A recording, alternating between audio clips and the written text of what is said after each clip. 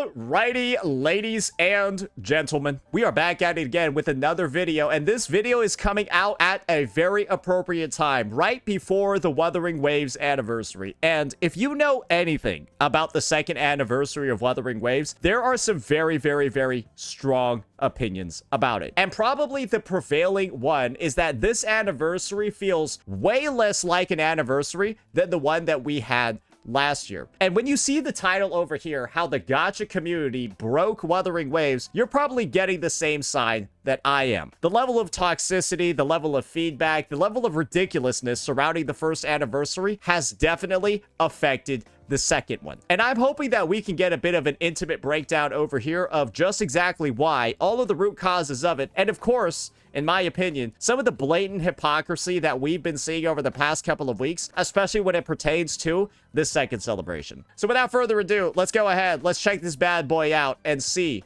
what Glaive Keo is spitting. I am one of the people who are genuinely excited about the actual game part of version 3.3.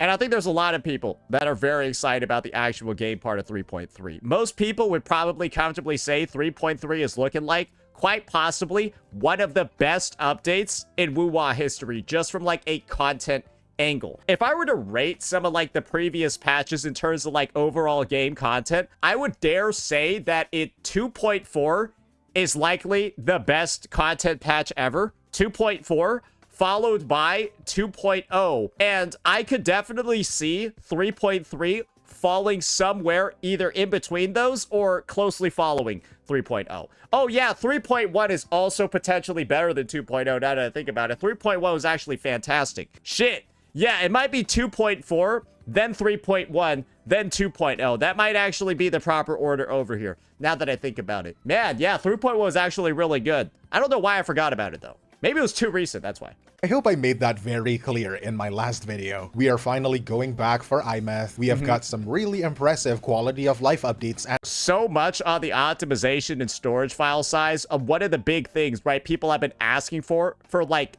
well, since Lahai Roy released, right? And this is kind of like the patch where you see a lot of that listening really come together. Optimizations. I mean, let's be for real. We have all been waiting for the flight system to be reintroduced in Lahai Roy. Well, we are getting that. And the fact that the devs are putting wings on the motorbike is exactly the cherry on top. And they actually made the flying look unique. I think that's the thing that I can appreciate the most, is that the flying feels much more, like, at least enough different from the flying system that we had in Renacida for it to feel like it's going to be a breath of fresh air, right? Not just like a rehash, not just like a redo of a feature that they had before, something that's legitimately unique and of course is going to give you that sort of fresh feeling again when it comes to exploration. That's good. Paper, it's a really good patch. But after the live stream, looking at everybody else's reactions, okay. The reason why I called it disaster is because of what the community did to make it a disaster, okay? All right. I'm clickbaiting a little bit over here, and as you can see, I did a good job with it. It is crystal clear that high-quality, abundant content wasn't enough to stop the community from entering the Kill Kuro Games phase.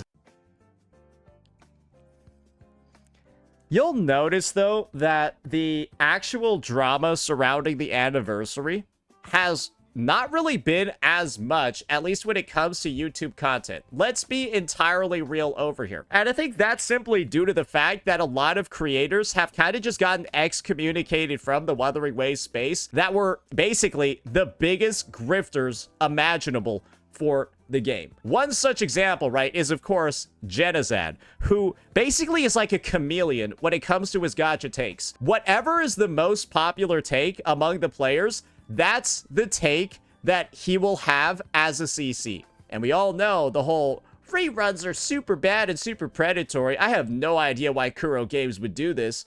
That was Genazad's take for the first anniversary. And then the second anniversary, he just immediately goes to, actually, I don't know what the big problem was with rerun banners, right? Reruns are objectively good. I don't know why they would take them out.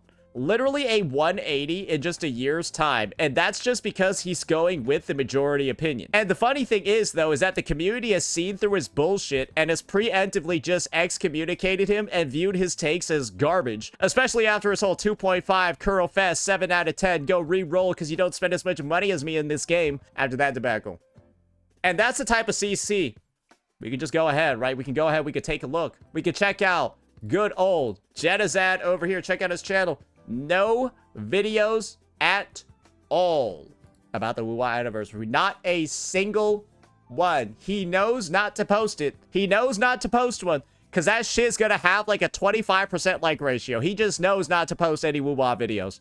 And it's funny to do that when you're like, when you reacted to the whole live stream. That's a little boy that knows his place. Now, usually, an anniversary is a time for a community to come together and celebrate their birthday. At least, that is the case for other games. But for Wuthering Waves, the civil war we are having is becoming an annual occurrence. Laughs awkwardly in pain. On one side, you have people like me, the people who argue that the best gifts a developer could give are a ton of new content to play with, like a massive regional expansion, quality of life updates, better graphics, better exploration, better waifus, better money, my clothes better, my shoes better. I work harder. Frick y'all haters. I frick y'all see this. But on the other side, you have people who are the opposite of that, not saying I think that the lack of like overall drama surrounding the anniversary, at least in my opinion, is because like the core player base is getting satisfied with the update. I genuinely think people that are still trying to downplay the anniversary, that are still trying to talk shit about it, that are still trying to like say it's bad, they're not actually Wuthering Waves players. That's what I personally think, because right now, I don't see, like, there are very, like, actually few people bitching and moaning about it. While last year, you could see legitimate players bitching and moaning about it because the 2.3 patch as a whole, bro, that was the patch where the story was like the Chakota optional thing and then the Zadi story quest and shit like that, right? And when you combine that with, like, a, you know, what people perceive to be a lackluster anniversary, combined with a poor content patch, that could result in people actually being upset as legitimate players. What is this? What's this link from my mod? Remember the superposition tweet? What is this? By announcing literally nothing for the anniversary and dropping what seems to be a generational amount of good content for 3.3, Kuro Games has entered the superposition of needing to be killed and cooking simultaneously, thus breaking the cycle. That's not actually wrong. That actually does seem to be relatively true now that I think about it. Nah, that does actually make sense.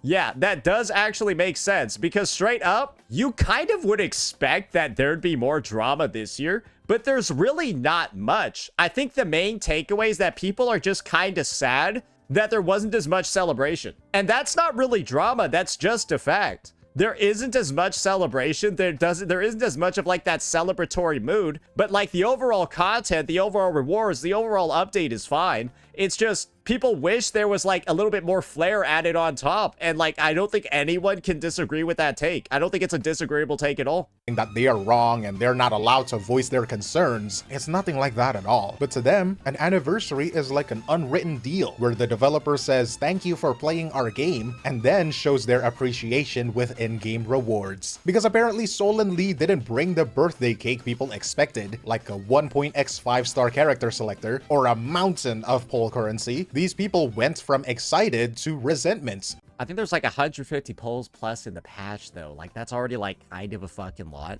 Yeah, there's like 150 like projected polls in the patch, which is like an insane amount. Like you're basically guaranteed to hit a guaranteed character.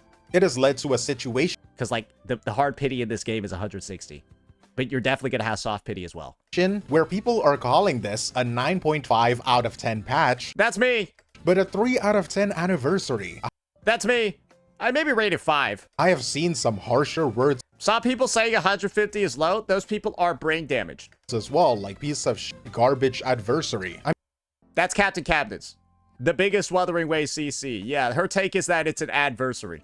I mean, if you looked at the internet for the last few days, you have probably seen some really mad people. So much so that I asked myself, are these people really getting mad over the number of polls or the lack of free 5-star character? It turns out the answer is way deeper than that. They're grifting.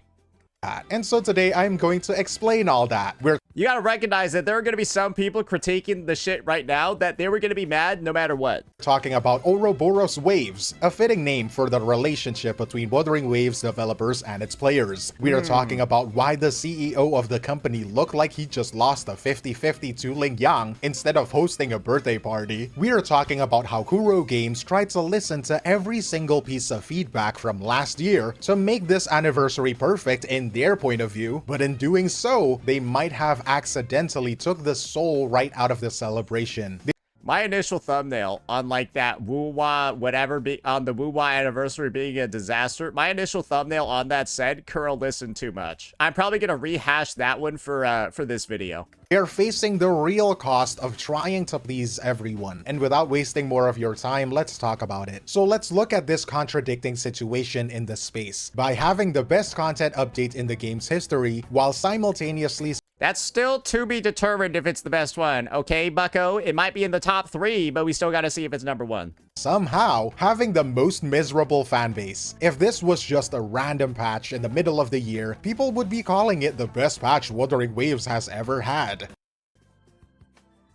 Probably. People would be talking about the story and recalling the lore. People would be talking about the motorcycle literally having wings. But the catch is that it's not a random patch. It's the 2nd anniversary. What is supposed to be the happy thing ends up being the problem. You see, in a gacha game, and this goes for literally every other game in the genre, an anniversary is a really big deal. Some might say a milestone. With the pace of how quickly games come and go, launch and EOS in the space, Bro, this game was literally tried 9 months of service. Like, I think it actually lasted for 9 months, did it not? the anniversary is basically a special moment between the game and the players, where the developer gives back to the fans, saying thank you and I love you, with a lot of rewards and a party. The problem with the 3.3 livestream is that it felt like a business meeting, a corpo roadmap. Kuro One of the reasons for that is, of course, people critiqued, like, the actual celebratory part of the live stream, right? People critiqued the fact that they were doing, like, the skits, that they had the musical presentations and all of that shit.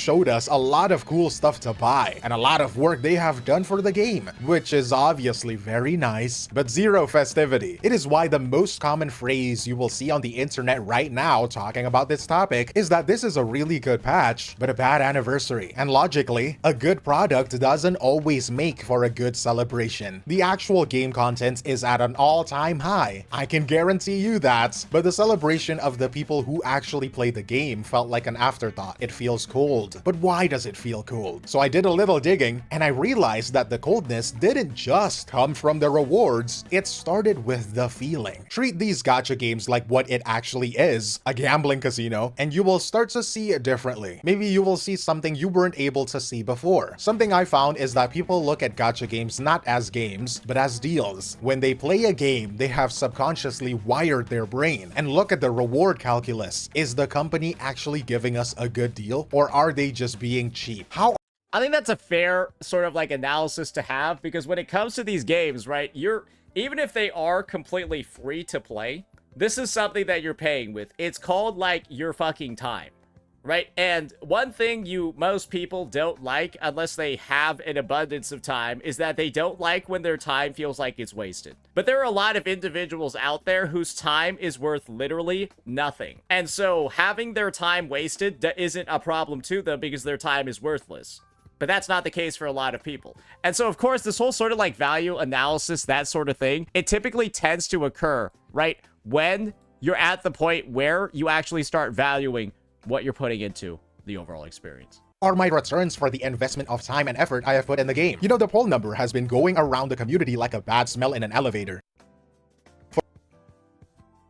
I don't even think the poll numbers in this patch are bad, because that's straight up like 45 limited polls. It's 15 standard polls, so it's like technically 60 polls, right? It's a lot. For an anniversary, it sounds hella mid. They look at other games, the grass in the neighbor's lawn, and they see a character selector, more polls per chance, and yeah, guys, totally. Yeah, the character selector at HSR is definitely super useful when the character that you're able to get from the selector can't be used in any of the endgame modes because there's so much power creep in the fucking game. Oh, right, or maybe the free W engine and standard unit from Zenless Zone Zero, where they're both functionally useless because they can't be used in the end game because there's so much power creep in the fucking game.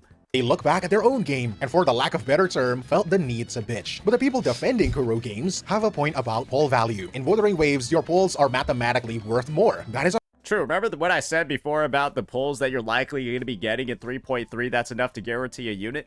Yeah, ladies and gentlemen, that's because the pity in this game for on the banner is 80. But soft pity starts at like 65.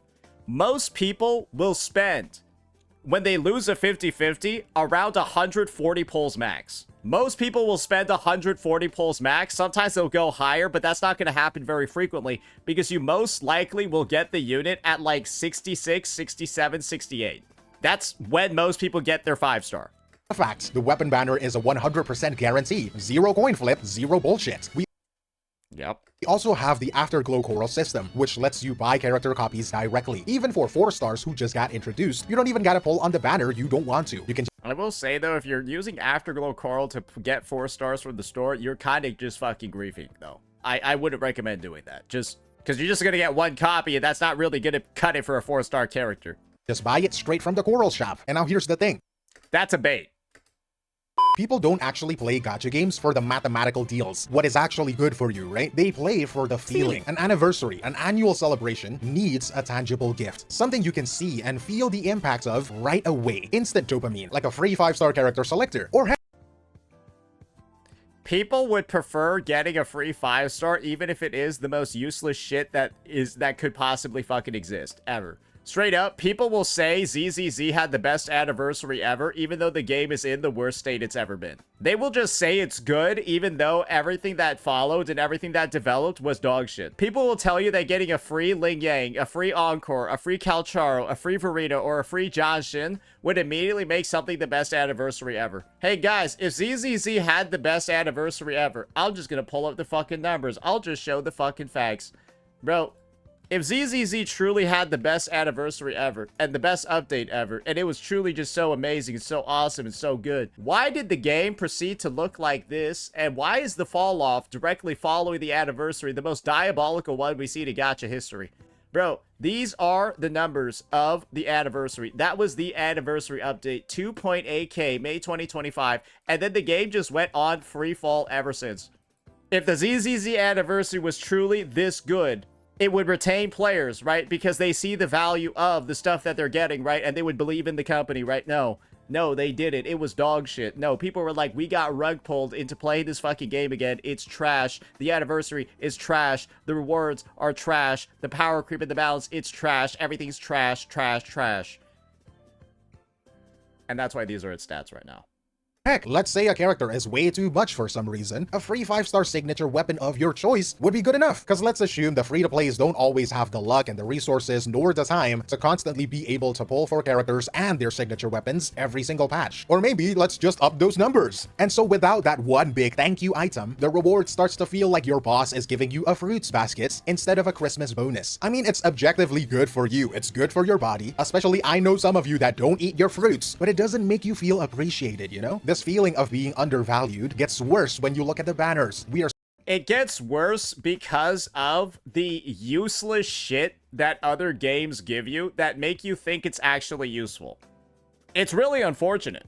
Seeing in real time a complete Thanos finger snap of the 1.x roster. And that is the sadness. That is where I believe the true sadness comes from. Not from like no free 5-star standard unit, not from like no free 5-star standard. It's the loss of the anniversary banners. That's where I think is just the biggest blow, but that's a result of Kuro listening. Characters like Changli and Jinshi, even Jiyen, they're gone, bro. Over a year since any of them reran. icons that carried the game's first year. Chang Li's skin came out in 2.4. Her last rerun was in 2.3. There are people out there that purchased Chang Li's skin without having the character, and they have not had a single opportunity to pull her.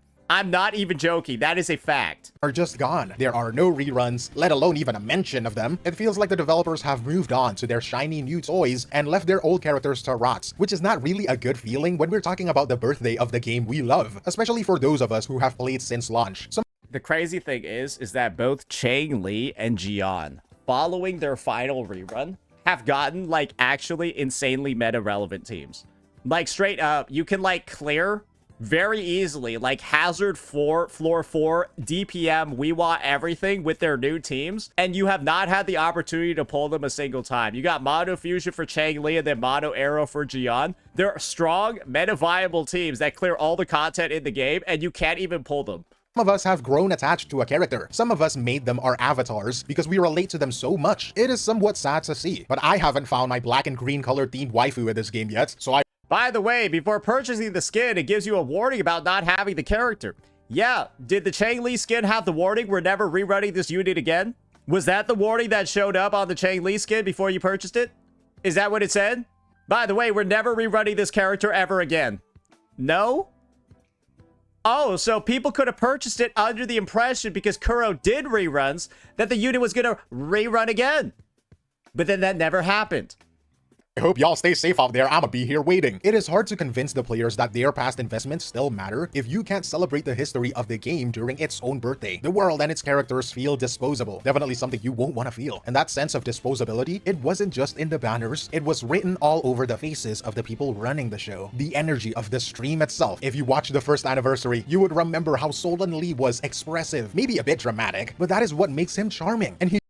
Bro, they had this whole fucking crazy intro skit where bro was like running away from like bombs and stuff, and then like on like a raft, they like got a bunch of like the story scenes from like Rinasida, and like we're having him like floating on like fucking driftwood and shit like that. It was kind of cinema. He definitely had personality. Unfortunately, not everybody likes fun, so at the time, people called it cringe. It made them feel awkward or embarrassed for him. So Kuro Games, being the company that, unlike a majority of these gacha companies, they actually listen to their player base. So what did... And they fucking deleted everything, and we got the most milquetoast, like, low-key kind of like, bro, it just felt like a regular stream. Or like a regular version update until they got to the anniversary section, and then even the anniversary section was so toned down, it was crazy. Kuro do. They overcorrected. They tried to fix a mistake so hard that you actually create a brand new problem by going too far in the opposite direction. This year, what we got was a nonchalant version of Solon Lee. Bro, they were literally in the no fun zone. Like, straight up, the anniversary stream this year was the actual no fun zone. Nonchalant means acting like you don't really care or being so calm that you look almost bored. Nobody likes nonchalant people, okay? Don't believe what these TikTok videos tell you. Saikuno wouldn't be getting as many e-girls DMing him if he was nonchalant.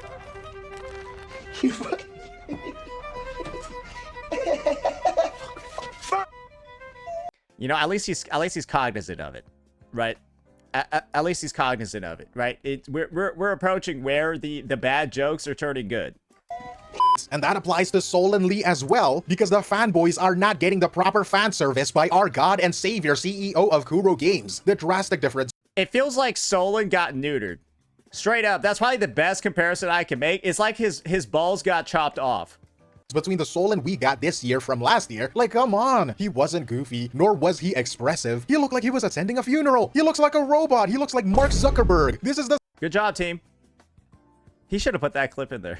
Nice work, team. Same person who cosplayed in a maid outfit. It's like when you stare at the abyss for too long, it starts to stare back at you. And Solon looks like he has been staring at LF1 for way too long. It is actually a bit painful to see. It looks... His ass got consumed by the void matter, bro. Solon Lee was in a void storm. Looks like the developers have been feedbacked into a corner, and this is what happens when you listen to every single criticism, even the ones from the very loud vocal minority. When you try to please them all at once, you will eventually find yourself with no room left to move. You become paralyzed because you're terrified of being caught acting cringe again, afraid of doing something wrong. Because sometimes these gacha communities can be a pool of piranhas. The complete irony of being a good listening developer that tries to follow the instructions of their player base so... And this is the big thing we gotta recognize, specifically when it comes to Wuthering Waves. Wuthering Waves is possibly the biggest existential threat that Hoyoverse and its games and its titles have had ever. To the point where you're gonna actively have astroturfers to every single degree from all these different Hoyo communities going over and just trying to shit talk everything that Wuthering Waves does ever. Anything. It could be the best update ever, and there will still be people trying to, like, talk some shit about it. And the fact of the matter is that they even managed to, like, sabotage things like combat events, obviously the anniversary feedback and all of that, the anniversary banners. And the end result is that Kuro really needs to have a better process of refining and understanding what feedback they should actually listen to and what bullshit they should actually ignore because it's being done to sabotage the game. And let's be honest here, right? Wuthering Waves is a game of scale that Kuro hasn't really had that much experience with before. And I'm pretty sure in a lot of ways it's grown beyond their wildest expectations. And this is going to be just like a sort of just like natural growing pain that I think they go through throughout the game development process, right? Because WuWa is their first game ever that's reached this kind of size, this level of engagement, this level of like audience, and of course revenue, that they don't want to fuck it up, and they do want to like play it very, very, very safe when it comes to listening. But sometimes you got to take risks, and sometimes those risks involve just ignoring retarded people. Perfectly, then you get the scores right, but you lose your personality in the process. You end up with a stream that is technically correct, but completely empty in emotion. And that hollow feeling is exactly what leads us into something I found when I was surfing through the internet. And because they played it very safe with this anniversary. And the thing is, nobody's going to look back on this anniversary and think that it was like really actually bad. They're not going to look back on 3.3 and say it was a bad update. I think the main look back opinion on this patch is going to be that there was a lot of missed potential, that it could have been so much more, and that it's disappointing thinking about what could have been. And I think that's the take most people are going to have in like a month, 2 months, 3 months, maybe 6 months from now. I'll put money on that. this right here will explain why the entire drama even happened. It is something called the minus point system that is currently defining the community's mood. Keep in mind that I will explain the fundamentals of it first, and then we get into the reality of the situation, okay? And it's gonna get nerdy, but bear with me. The fuck? Is this dude like introducing a whole fucking framework in here? Who is this mother? Is he trying to be a fucking college lecturer? What is this? Usually, right, when we mentally grade a game, we use a plus point system. It's a pretty simple concept. The rating starts at 0, and every time it does something good, like let's say, we see a cool new map that is not just open world field of grass lap or a great story quest without the Yap Fest, and we add points to the score. If Fair. they do enough good things, the game ends up with a high score, like an 8 or a 9 out of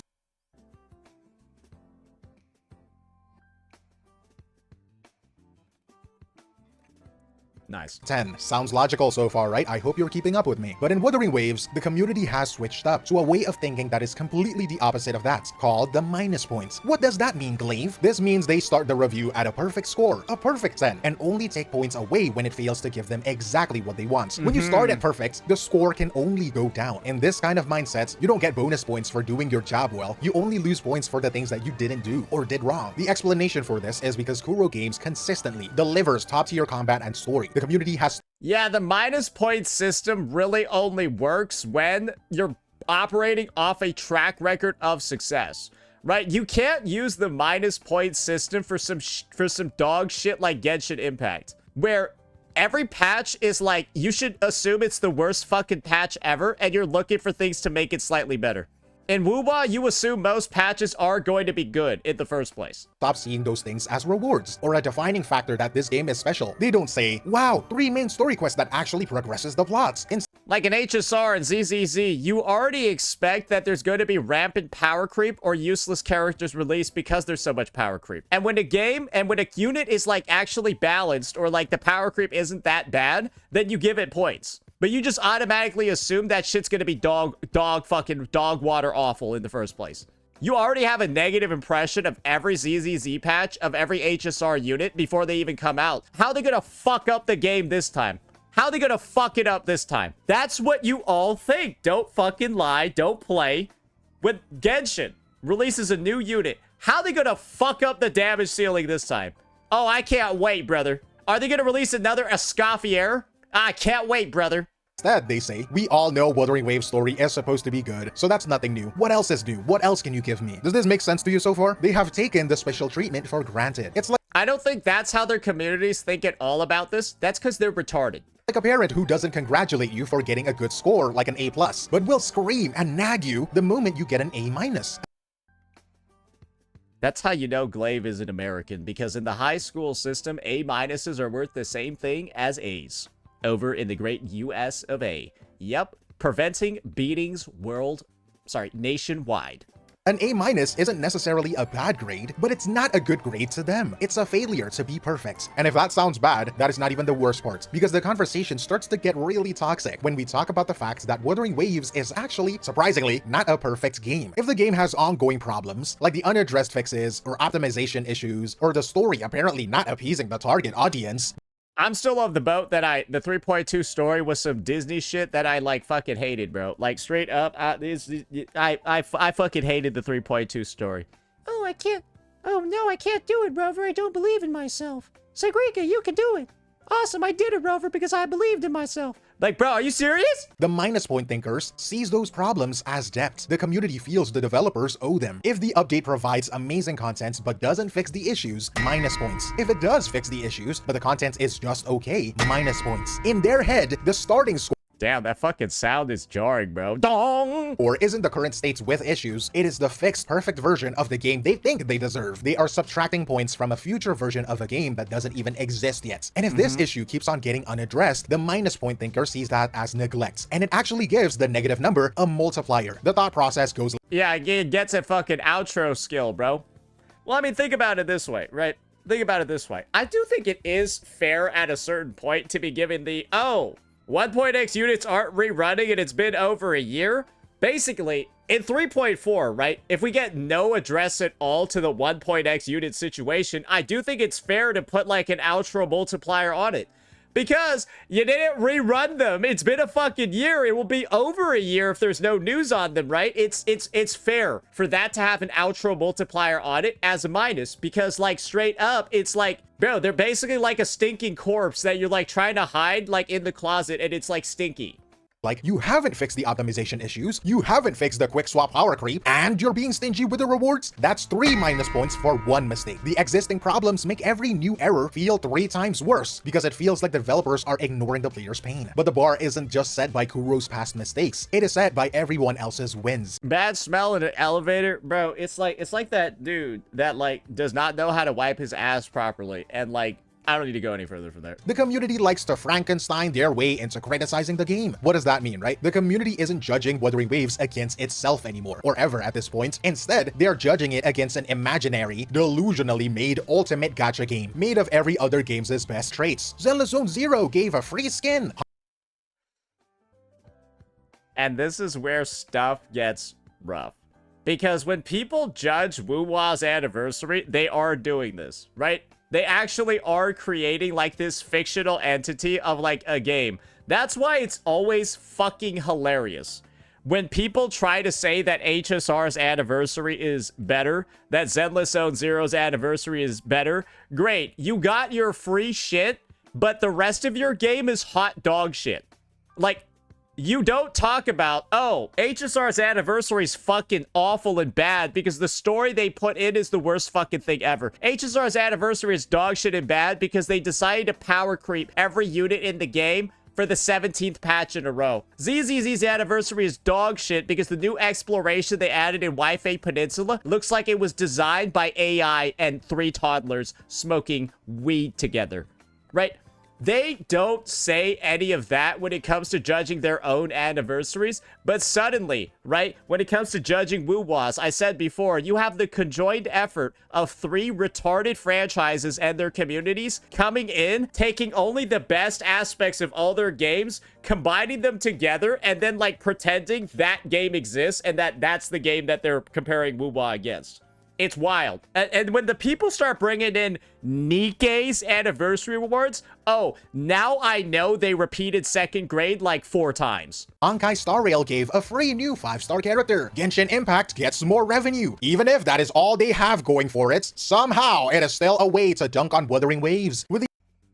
Because, like, imagine bringing in Nikkei's pull count into the discussion when isn't the pity in that game like 300?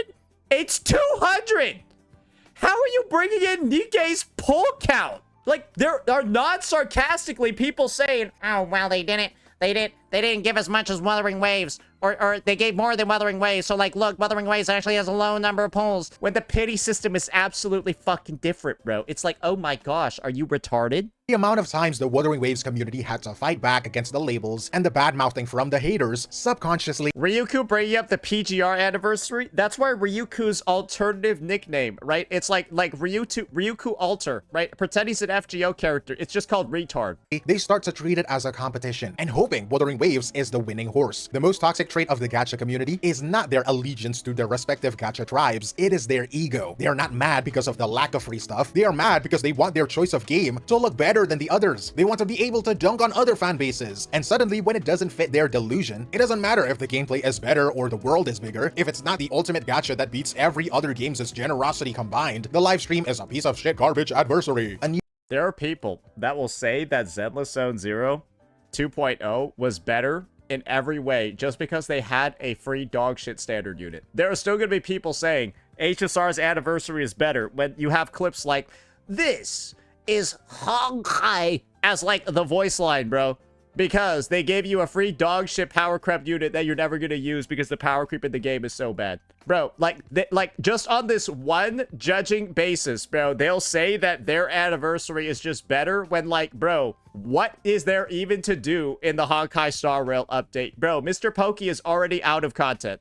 Bro, it's been 2 days and he's already out of content. Send me the waiver, by the way. New meme got created over this issue that started getting traction recently, and I think it's super fitting for the situation. Ouroboros Waves, a symbol of a snake eating its own tail, resembling a cycle that never ends. The community demands a change, like the first anniversary banner, where the very loud part of the community called it predatory.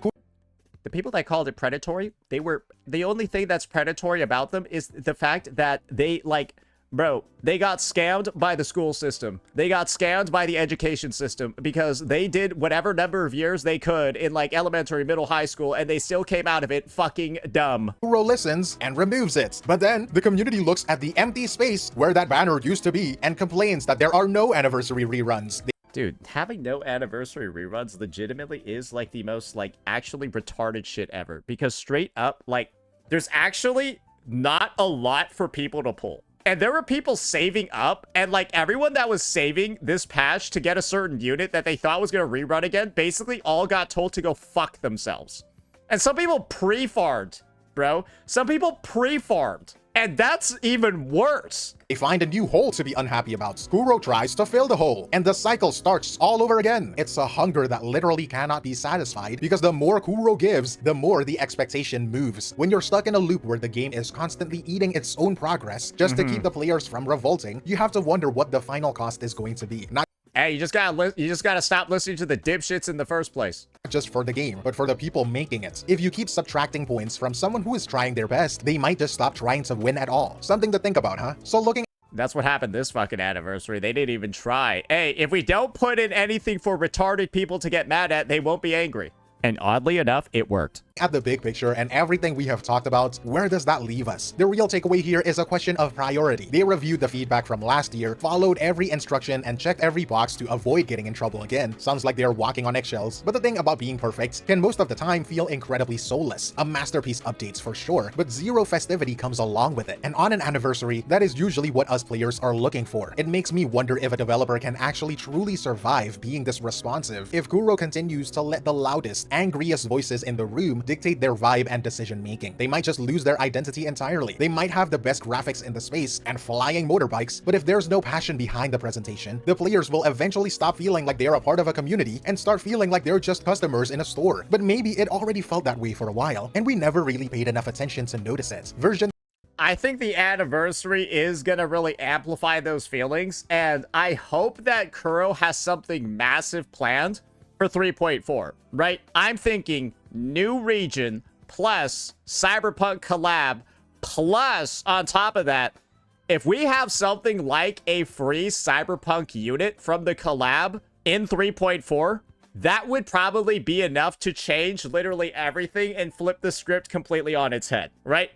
I'm praying that that's something that occurs, and if that's the case, I really do think that it will be like a big total shift, especially considering what we're seeing right now with the anniversary. That's my expectation, and I wouldn't be surprised if that's how they do it, because that's how Kuro has done collabs in the past. But if they don't, right, then that's gonna be like another thing that's gonna get rough, because every collab has kind of given out a free unit in like every game ever. 3.3 will likely be remembered for two opposite things. What if it's a regular filler patch, though? That's, like, kind of impossible because 2.4 was a massive content update. And Kuro said that every 6 months they're having a massive content update, and 3.4 will drop on the 6 months for the massive content. It's a massive high point for the actual gameplay, but a real low point for the community spirit. For example, 2.4 was Cardathea, Lupa, and the introduction of Septimont with the big old fucking map. At the end of the day, I said this in my last video as well, a game can't survive on free polls alone, but a community shouldn't feel like an afterthought during its own birthday. Let me know in the comments below what you think, but that is all from me, Glaive Keo, and I will see you in the next one. Cheers! Yeah, no, I think awesome video by Glaive talking about the sort of like inner machinations of the listening, why certain things were changed, and of course, I really liked his take on like the scoring system, because people use different scoring systems for different games, and the fact that people judge WuWa by what they feel like should have been in there, but isn't, just means that at a baseline, it's simply a game with higher expectations than anything else in the space. Because for all of these other games, for all these other franchises, you have people celebrating when good things get put in. You expect better things at a baseline for Wuthering Waves. Is it fair, the rating system that gets used? No, it's not. I don't think so, right? It naturally leads to people like way more drama when certain promises that people feel like should have been kept aren't fulfilled. But that just goes to show how the game is perceived in general across the gacha population. They expect quality at a baseline, and they're disappointed when it's not received. And when you have games like when you have the Hoyoverse titles where people expect dog shit in the first place, and they're simply pleasantly surprised when it's not a steaming pile of shit, that's kind of like the big difference. You expect garbage from one company, and you're just happy when it isn't. You expect a 5-star Michelin meal every patch from another one, and you're disappointed when it's only a 4 or 3-star one. And that's kind of just the reality of it. It is a backhanded compliment in a lot of ways, right? But that's kind of just the truth. There are higher standards being had, and that's just the honest take on the situation. I think Glaive did a good job of portraying all the reasons for why. Yeah, so awesome video over here. Make sure you give it a like, and of course you subscribe to him as well. And peace out.